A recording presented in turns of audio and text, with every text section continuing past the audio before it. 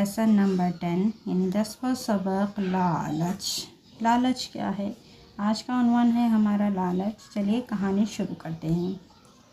हर बुराई बला है, तो वो बुराई कितनी बड़ी बला होगी जिसका नाम ही बुरी बला है। अल्लाह हर आदमी को लालच से बचाए रखे। यानी कहा जाता है, अक्सर आपने भी सुना होगा कि लालच एक बुरी बला है।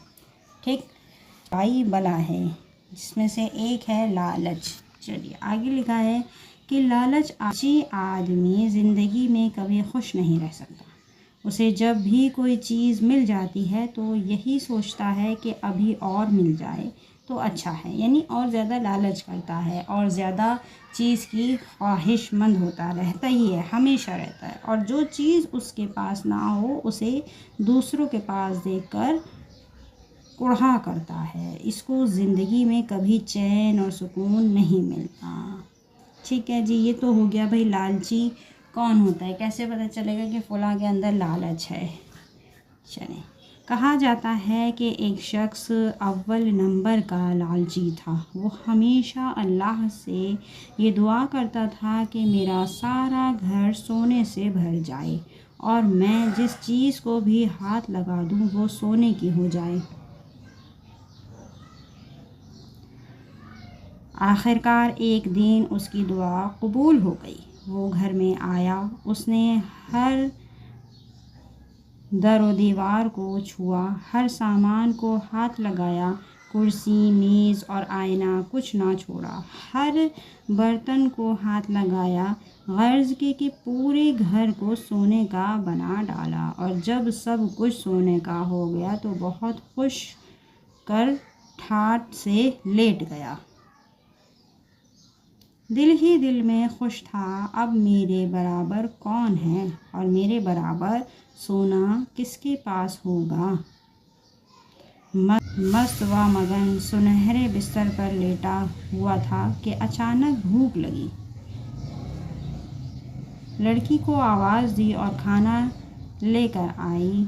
सोने के बर्तन में खाना देखकर खुश हुआ, लेकिन जैसे ही रोटी को हाथ लगाया वो भी सोने की हो गई। ये बेचारा देखता ही रह गया, अब खाए तो क्या। सोचा पानी पर ही गुजारा कर लेता हूँ। गिलास को हाथ